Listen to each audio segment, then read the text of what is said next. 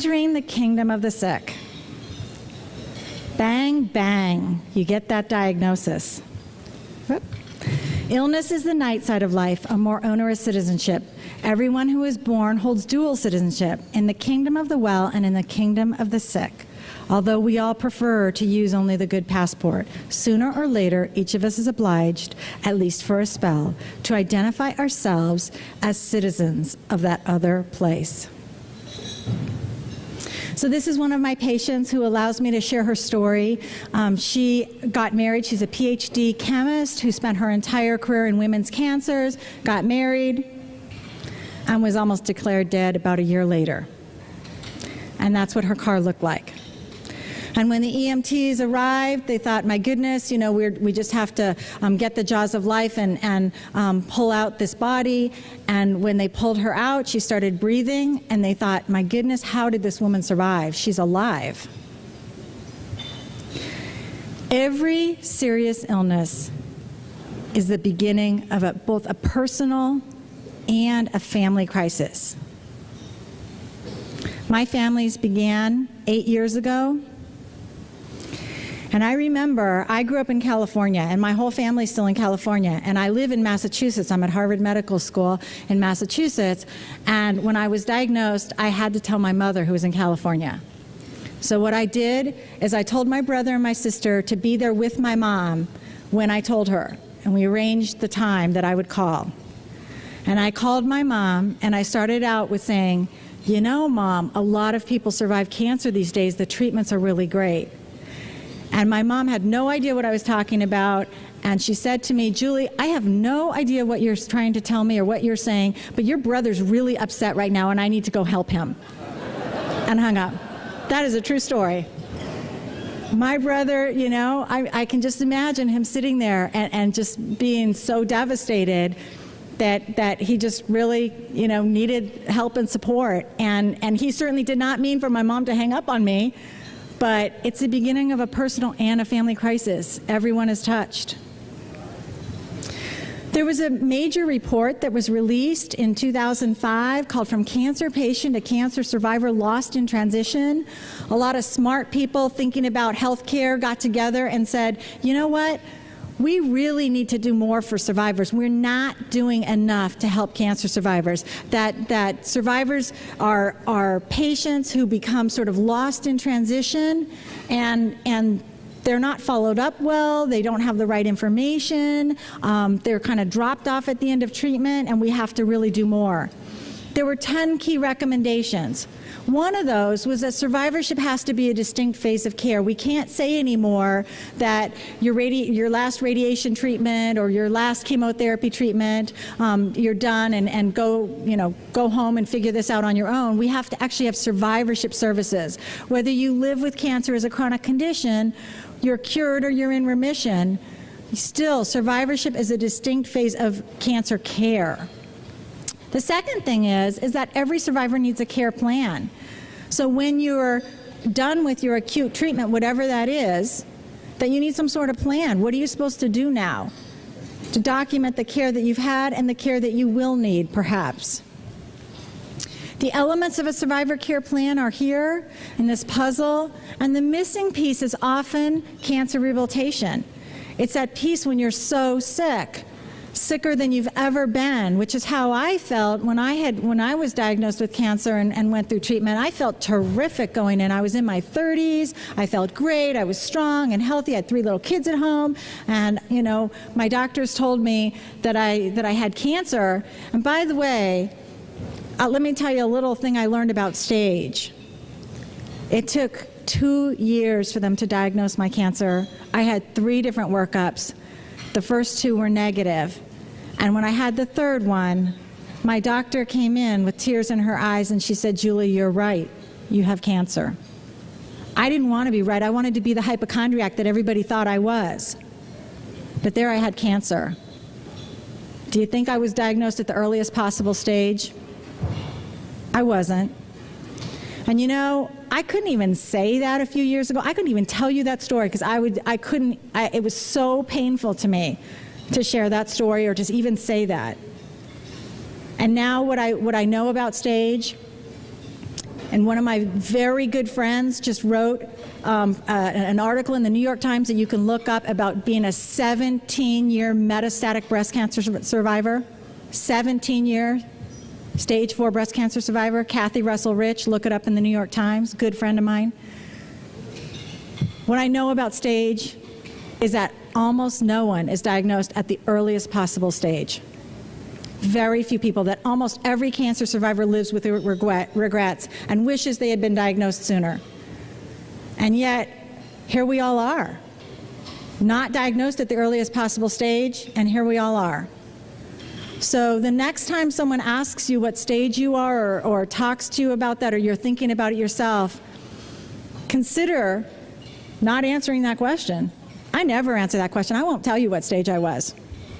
I never answer that question. All you need to know is that I'm here now, sharing this story with you.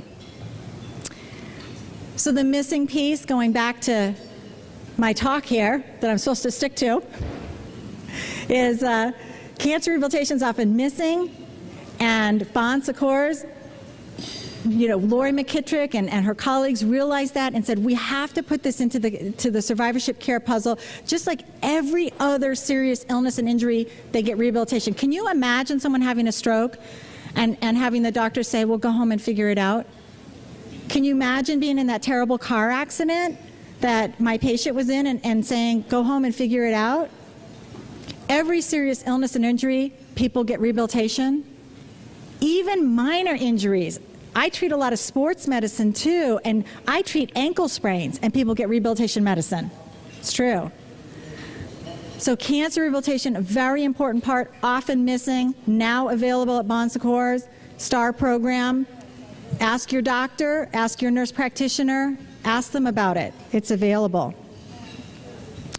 I felt after I had chemotherapy and had all that treatment, that I had been in that horrible car accident, and I wrote After Cancer Treatment, Heal Faster, Better, Stronger, and I started talking about the fact that we cannot drop cancer survivors off and let them just try to figure it out themselves. That's not appropriate care. That is not research-based, evidence-based care.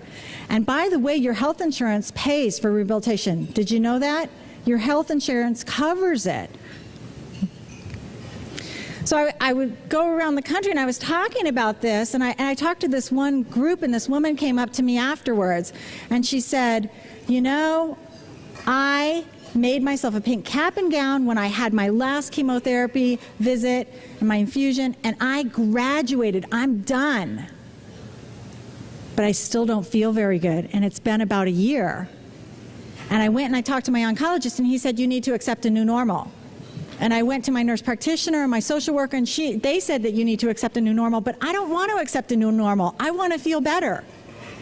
And I said, you shouldn't have to accept a new normal, at least not before you have rehabilitation medicine, at least not before you've healed optimally. My work is all about healing optimally. Doesn't mean you're cured of cancer necessarily. It just means healing to the best of your body's ability, emotionally, spiritually, physically. So this is a major focus of my work. Bringing oncology professionals and rehabilitation professionals together and having them focus on cancer rehabilitation and how they can help survivors heal optimally. I've written about this a lot. I wrote a blog on Livestrong. And people respond so much. They're like, I want this treatment. I didn't even know it was available. Why don't we know more about it? Please spread the word. I always call it the gospel of cancer rehab. Please spread the gospel of cancer rehab. Proselytize. Tell people that it's available. And it's available here at Bon Secours. They have a terrific program.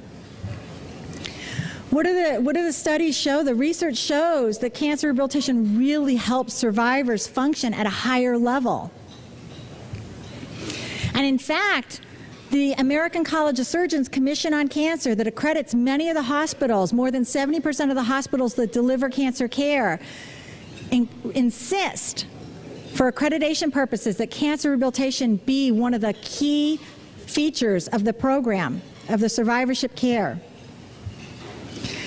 So Centra in Lynchburg, Virginia, is one of the first hospitals that was STAR program certified, and lots of other hospitals have become STAR program certified, including Johns Hopkins, which is a terrific hospital.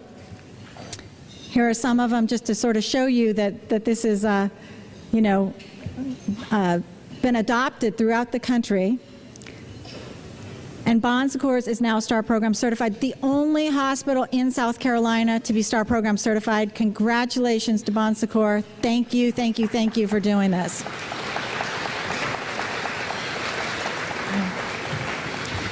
And I'll tell you, they had, not only did they do the STAR program, they put 50 clinicians through the training. It's pretty rigorous training. 50 clinicians to make sure that everyone knew what was going on and that everyone was trained and up to speed. They really dedicated a lot of resources to make sure that survivors in South Carolina have the best possible care. So let's talk about moving towards healing. You know, I sort of gave you a framework for what's happening in survivorship and so on and what's happening at Bon Secours, but I want to leave you with some thoughts about your own healing, regardless of whether you've had cancer or not, and just think about your own health. I have a new book that's coming out. It's called You Can Heal Yourself, and it's coming out from St. Martin's in January.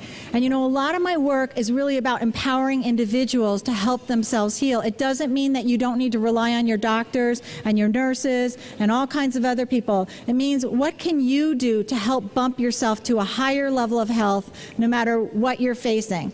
It doesn't promise a cure. It's about optimal healing no matter where you are. So I gave this talk, and it was a talk that they asked me to give with a gospel singer.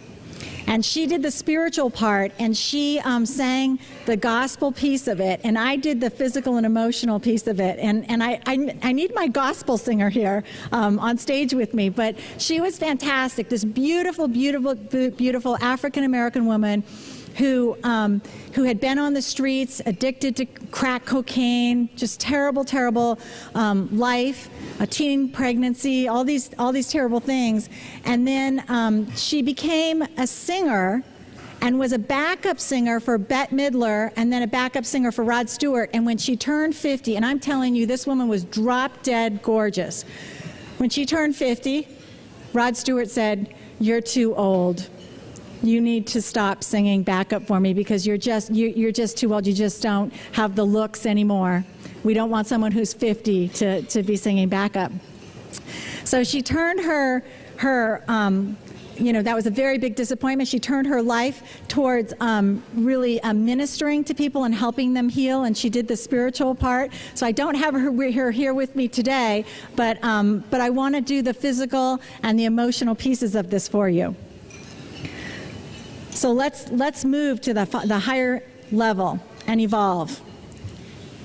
Accomplishing important goals. In rehab medicine, we love goals. We have short-term goals and long-term goals. We talk about goals all the time. We make lists. We love this kind of stuff. So think about your own goals. Write this down or just think about it if you want. 2 goals that you have that will move you to a higher level of physical or emotional health that you can accomplish, that you can own. 2 goals that you have. What would you like to do that you can't do now, or ways that you think that your health could be better? Just take a minute and write those down, or think about them in your mind.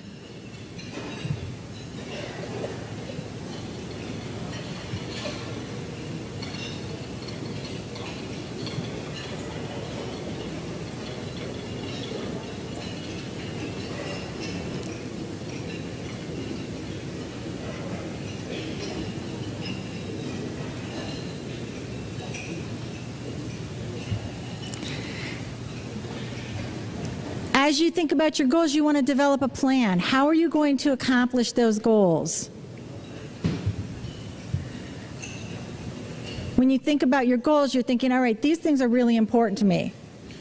So what is my plan for accomplishing these things that I think are so important to me? There was a book that was written more than 100 years ago called How to Live on 24 Hours a Day. Arnold Bennett wrote it. And he said, the time was the great equalizer. It doesn't matter how rich or poor you are.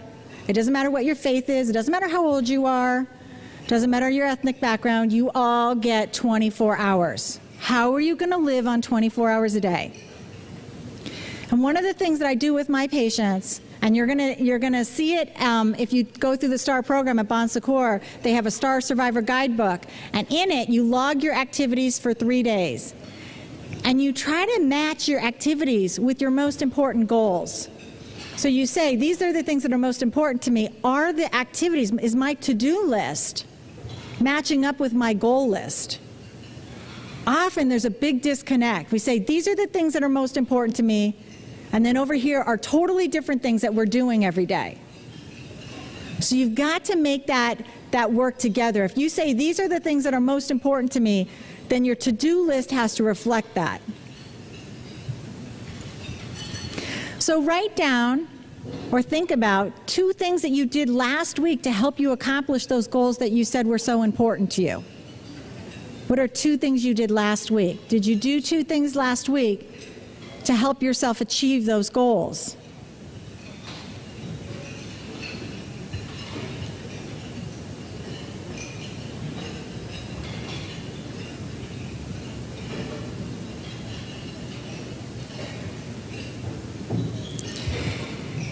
Saying yes to all of your old responsibilities means that you have to say no to your most important goals. And when you're trying to heal, and when you're trying to bump up your health, physically and emotionally, you have to start saying yes to yourself. It's really important. You can't just say yes to everyone else and then ignore what you need to do to sort of bump your health up. Health, healing, and nurture. Exercise is medicine. We've been hearing so much about exercise as medicine. Does anybody know how many steps a day average healthy Americans are supposed to take? What's the goal? Shout it out. 10,000. Excellent. Good, good, good. 10,000 steps a day. One of the best things you can do is get a pedometer. They'll use this in the STAR program, and just start tracking how many steps a day you're taking right now. My patients love this because I don't tell them to exercise. What I tell them is, here's the goal of 10,000 steps a day for active, healthy people. Here's a pedometer. Put it on, just see where you're at. And you know what they do? They decide themselves that they want to exercise. They want to increase their number of steps because they realize, here's the goal and here's what I'm doing.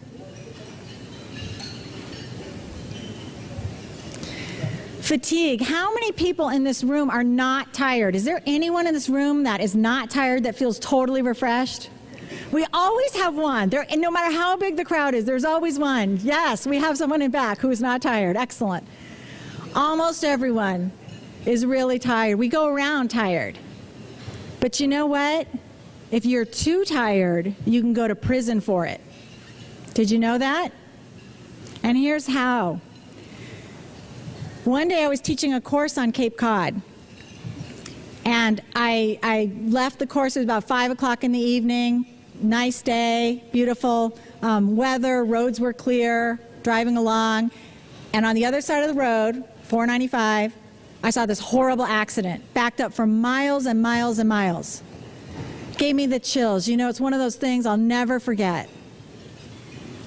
The next day, one of my colleagues, a doctor, called me and she said, Julie, I crossed the center line. I hit a whole family head on. Everyone was injured. We were all medevaced out. Kids, parents, she was injured. About a week later, she called me and she said, Julie, she said, I need a letter from you that says I didn't stay up all night the night before because I'm being prosecuted by the state of Massachusetts under the drowsy driving laws. The drowsy driving laws go state by state, and they're based on the sleep research that says if you miss one night's sleep, it's worse than if you're drunk driving, that your coordination and your reflexes and so on. So what do I tell doctors?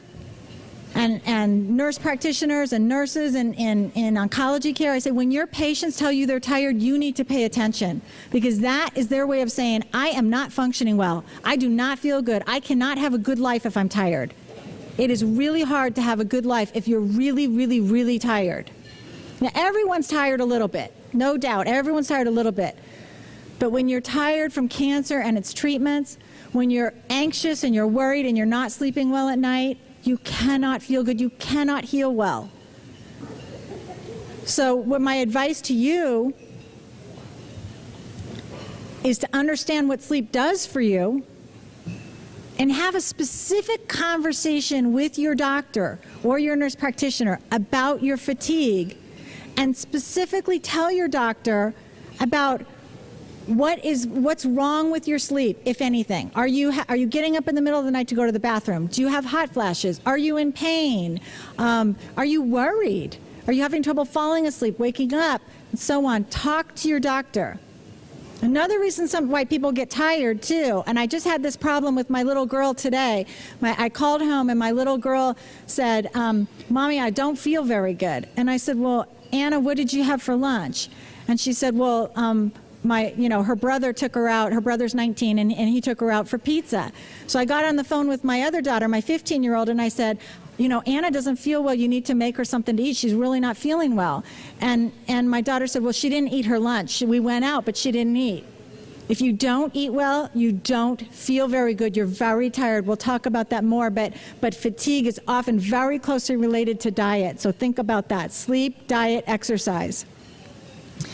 So what should you be doing? Well, nutritious food's important. What used to work for you, let's say you skip breakfast and use coffee as a pick-me-up, it doesn't work so well when you need to heal. It just doesn't work as well.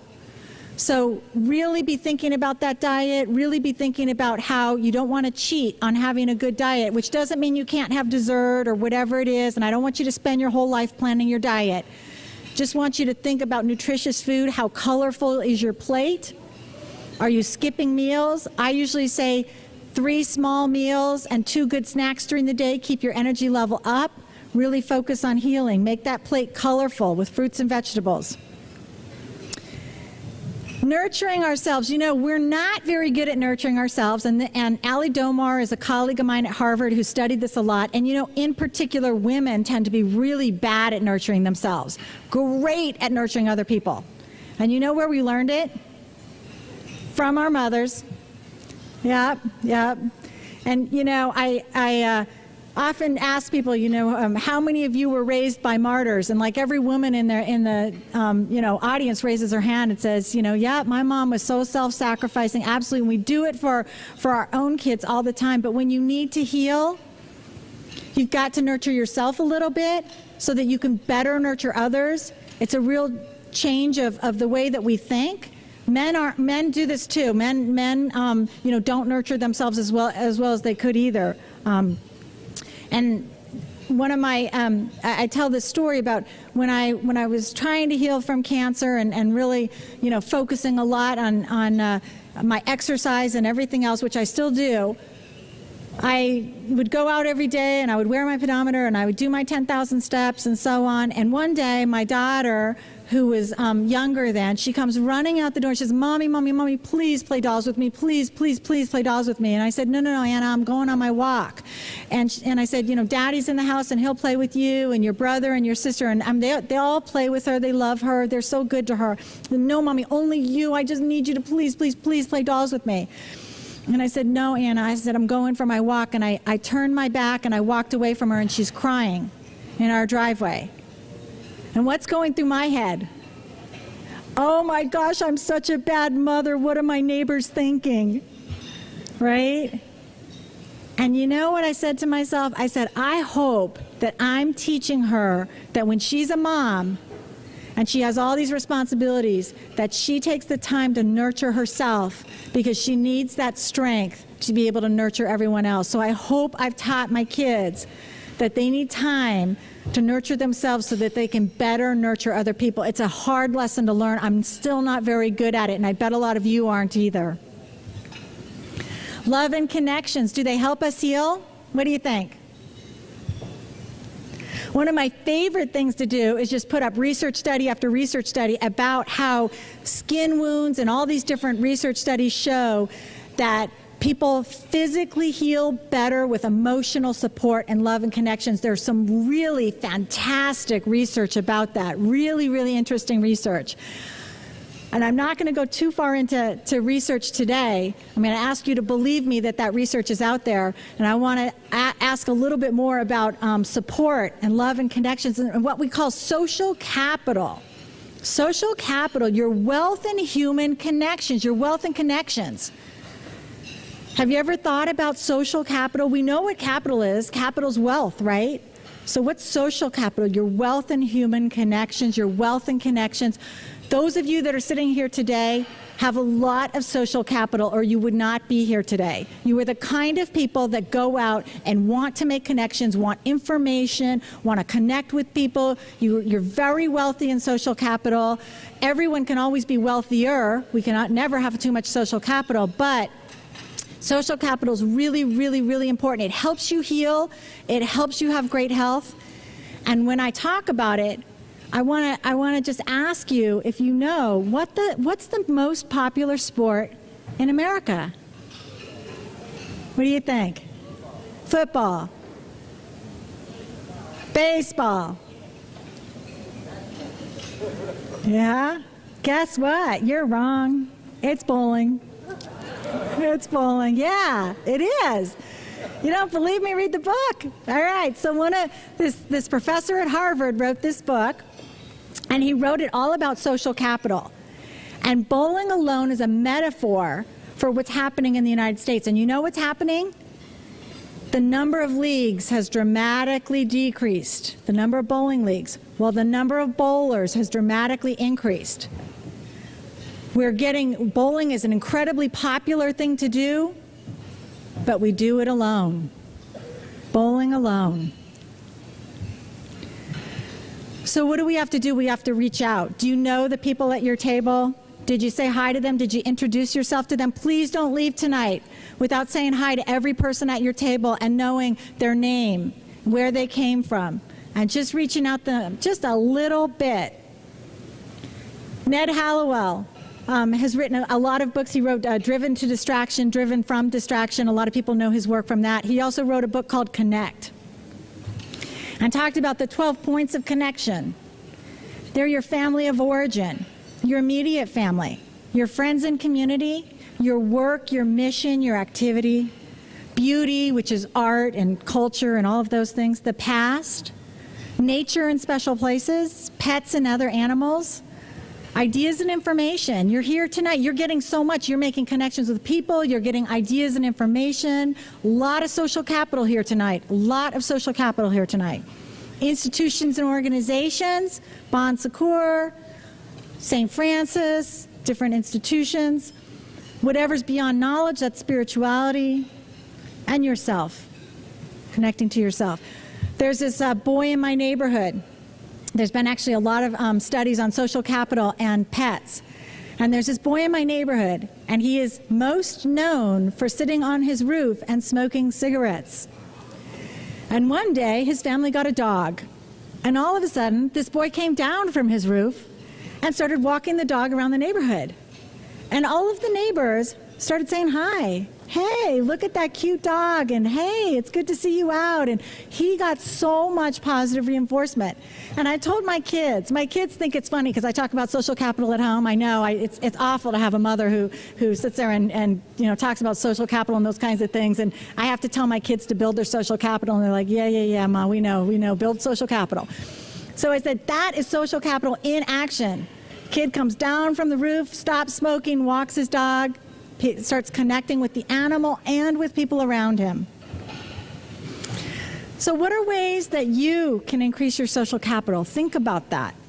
What are ways that you can, because we all can increase our social capital more. What are ways that you can? Setbacks. I really hate setbacks. Ugh, they're awful. In healing, people think something happens and you get better, done, and that's it. No one wants any setbacks. But most people have them. And one of the things that I think is really important to understand is that setbacks are a normal part of the healing process. We expect them, we anticipate them, we have to prepare for them. There's two different kinds. There's physical and emotional. The physical or the emotional ones have to do with ambushes, what I called emotional ambushes. I wrote about this. I've written a lot about this. A classic example is Elizabeth Edwards. When she was diagnosed with stage 3 breast cancer, it made the news. When she was diagnosed with stage 4 breast cancer and her cancer progressed, one oncologist said it was like a bomb went off in her office. All these women were calling in and saying, oh my gosh, did you hear the news about Elizabeth Edwards? I want to come in for a metastatic workup. I'm so worried. This couple came up to me after a talk, and the woman said to me, she said, you know, I finished breast cancer treatment like 6 months ago, and I was doing great. I feel really good. I was doing great, but then I heard about Elizabeth Edwards. I said, well, do you know Elizabeth Edwards? No. She's not your sister, your aunt, you know, you don't have any connection to her. No, but I heard about her, and it's a really sad story. I said, well, that's an emotional ambush. You can't own what's happening to Elizabeth Edwards. It's not yours to own. Does anyone in this room not have enough stress? Is there anybody that needs to own someone else's stress? You can't. You can't. You cannot be ambushed.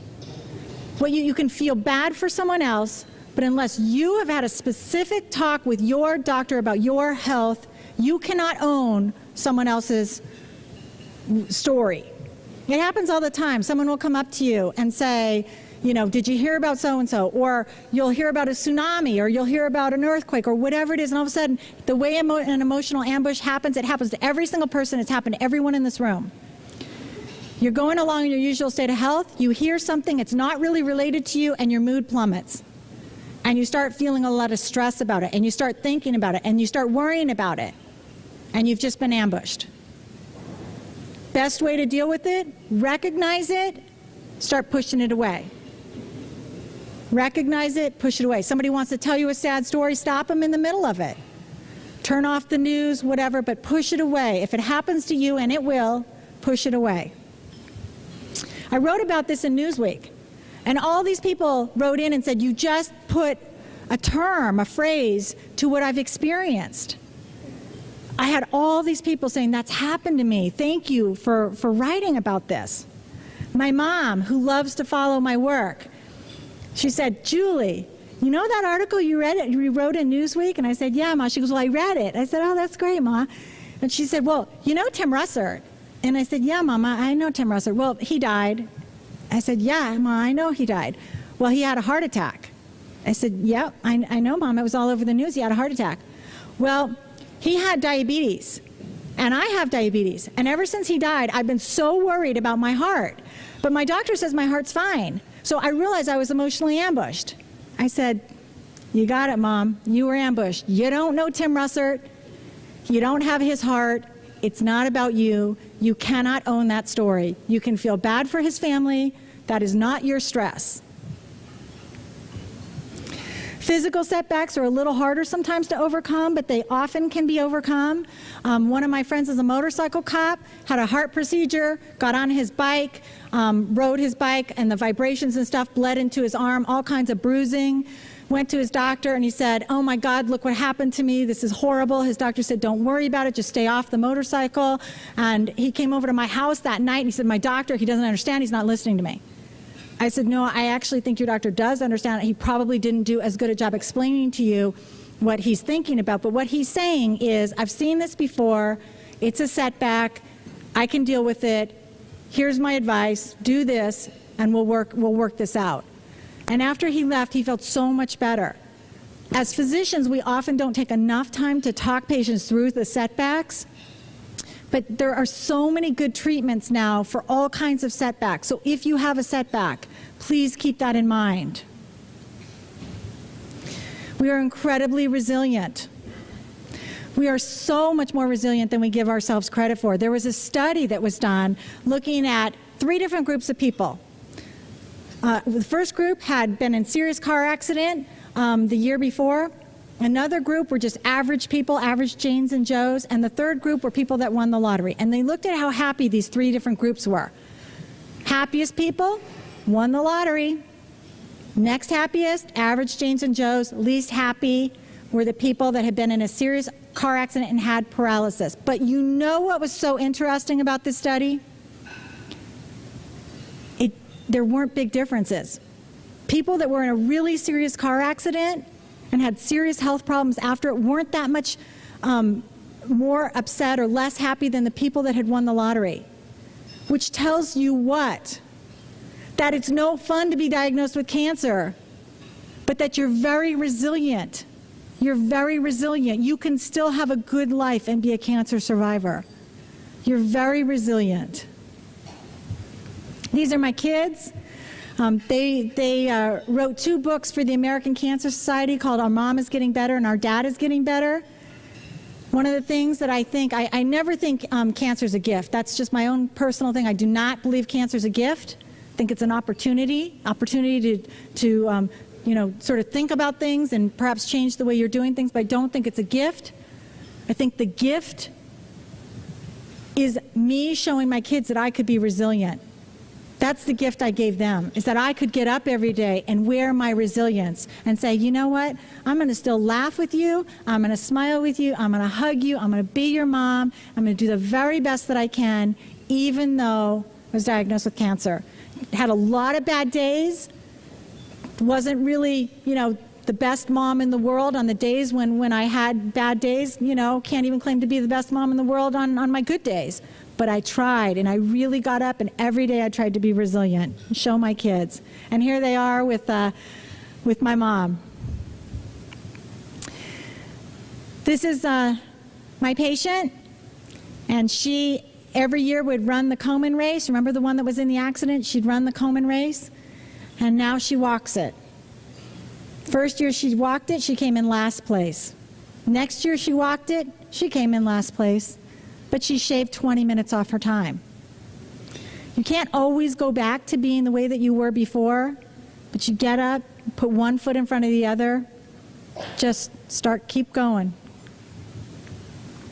So write this down or just think about it if you want. One more goal that will help you to move to where you want to be. One more goal that it can be about social capital, it can be physical, emotional, spiritual, whatever it is. One more goal that you think will help you, that you can accomplish. And then one thing for each of the 3 goals that you have now that can help you to accomplish them. One thing that you can do this week that you think will help you accomplish those goals. What can you do this week that you can put on your to-do list to match your most important goals with the things that you're doing this week?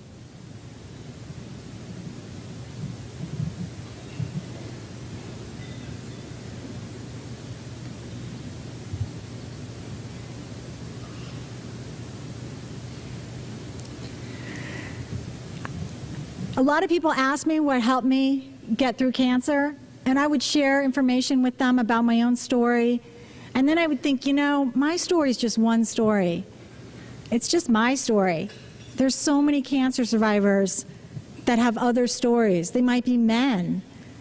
They might be older than me, younger than me, without kids, with different kids, whatever it is, different careers. And one of the things that I wanted when I was diagnosed with cancer is I wanted hope and inspiration. There's a lot of bad news in cancer, and I was really tired of hearing bad news. I wanted some good news. I wanted hope and inspiration. So I worked with the American Cancer Society, and I interviewed more than 200 cancer survivors, and I said, what really made a difference to you? What really helped you? And they told me their stories, and I put them in this book, What Helped Get Me Through. And I love the stories. I love the perspectives. You can see people's senses of humor come out. The people that are funny wrote funny things. The people that are really serious wrote serious things. All the different senses, the way, the personalities and all of that. I want to share just a few of them with you. One woman wrote in and said that she had asked people to put the dinners that they brought over in a basket or a cooler outside her porch. And I remember that was such good advice because I didn't do that. And every night people would bring over dinners. And you know what my kids would say? Oh, Mom, please, please, please don't talk to them very long. Please don't talk about cancer. Could you please just tell them to go away? Just drop off the food and run. Seriously. My kids were so, weeks and months. People were fantastic. They helped so much. And of course, I didn't feel like I could tell people, look, my kids are tired of hearing about cancer. Could you just drop the food and run? But what a great idea, huh? To put it there so you didn't have to answer those questions every single time. It was hard. It was tiring, even though these people were so wonderful to support me. Love that tip. One woman wrote in, she had pancreatic cancer, which had, a difficult prognosis. And she said, for every event I made it to, a wedding, a concert, whatever it was, I put a bead on my necklace. And all of a sudden I had this really long necklace. And I looked at it and I said, oh my gosh, how did I get a really long necklace?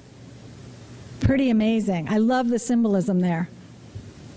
This one is great. And I wish every person in this room had somebody who was as kind as this man was to his wife. I have a really fantastic husband, and he could have said this. He said so many things that were wonderful, but I love this sentiment. Hello, beautiful. Thank you for fighting so hard so that we can all be together again today. What a great guy to say that every day, huh? A lot of men wrote in, and they said, I wasn't hugged or touched. I wish that someone had touched me, hugged me, been more affectionate. Guys, we have a hard time doing that. And I was talking about this. I was sharing this story at a group of cancer survivors that are mentors or peer counselors at Dana-Farber. And they're taught to counsel other people that are newly diagnosed. And I mentioned how many men wrote in. And normally after I give a talk, women come up to me. The men might kind of come up and say, a word or two, but women come up and they're just like, oh, great talk, or, they'll just say something nice or give me a hug or whatever. Well, this time when I said that, I had all these men surround me and they wanted to tell me their stories about how they weren't touched, how they weren't hugged. We have to do a better job of hugging our men, of patting them on the back, of holding their arm, of getting them through this experience. We really have to, because we love our men, and they aren't as good at women at hugging and kissing and giving each other, that physical support, that touch that just matters so much. One cancer center director came up to me and she said, I'm kind of embarrassed because at our hospital what we do is we ring a bell and we say, okay, you're done. And, that's it. We drop our patients off. And I said, I love that symbolism. I love rituals. I love symbolism. But ringing the bell doesn't mean you're done. It means it's time to heal. It means it's time to heal. And there's a woman I work with on the STAR program, and she happens to have a business background, not a healthcare background. And she's heard me give this talk time and time again, and her significant other was recently diagnosed with prostate cancer. One of the best hospitals in the world he was treated at. And when he was done, they rang the bell. And she said to the nurse that was standing there, she said, well, what's next for him? Well, he's ringing the bell, but what's next? And she said, no, that's it. Now he has to go home to heal. And she came back to me, she said, Julie, you were right. She goes, that's what happens in hospitals. They ring the bell and then that's it. She goes, I couldn't believe it. I lived it. And I said, you know what? We can't have cancer survivors living that. The bell ringing is a symbol that means it's time to heal. It's time to help you recover. You need to have resources in your hospitals, research that supports care for cancer survivors in the survivorship phase. And Bon Secours has really brought that to you. Please talk to them about the STAR program. Talk to them about how to heal faster, better, and stronger. As I gave the grand rounds to a group of doctors, this oncologist came up to me afterwards and he said, you know that slide of that woman with the pink graduation cap and gown? I said, yeah. He goes, you need to define what commencement means for people. You need to tell them that the definition of commencement is to begin.